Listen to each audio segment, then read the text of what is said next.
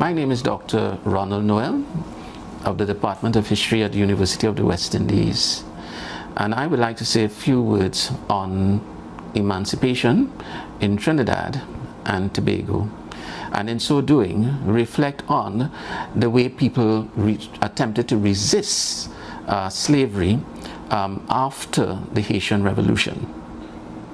One morning, Monsieur Simon de Gans de la Chancellerie was having a comfortable bath in a river that ran through his estate called La Cuesa in the Macaripe area in the very western side of northern Trinidad. This gentleman was enjoying his bath when he noticed 12 women coming into the area with plantains, carrying plantains that is, and singing and dancing and also shaking a shak. And they were singing a sound, and this sound was, "The bread we eat is the white man's flesh. The wine we drink is the white man's blood. Remember Saint-Domingue." This planter, realizing that this was 1805, believed that this couldn't be a situation that was going to occur in Trinidad. That was something belonging to Haiti or Saint-Domingue. However, a doctor at the barracks heard a man singing the same song, and when he attempted to arrest the man got away. On further investigation, they realized that the enslaved population had planned a rebellion for December the 25th, 1805.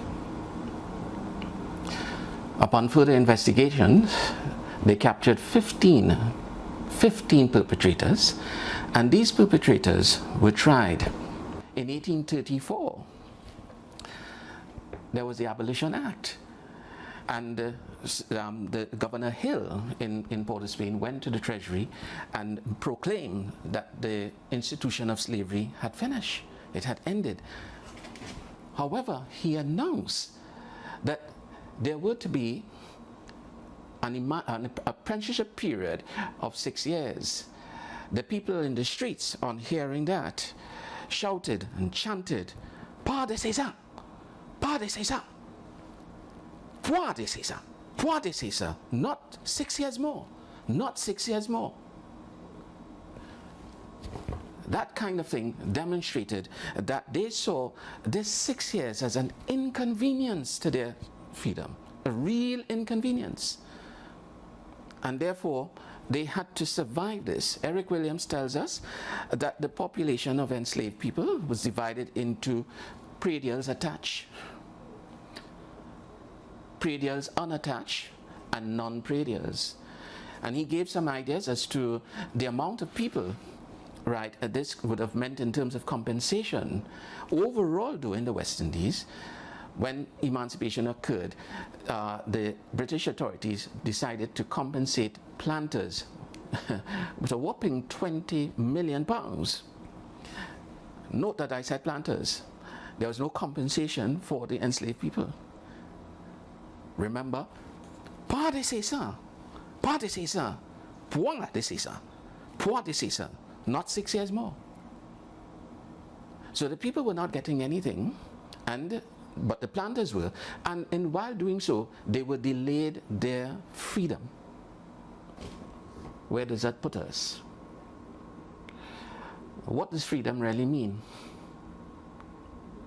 Once the people got their freedom on August the 1st, 1838, they were no longer apprentices, they were free people, and they dispersed as best as possible from the plantations to make themselves colonists. Some got into peasantry, and some others did other types of trade. Many people attempted to get education, which was scarce, right, to build capacity to become someone.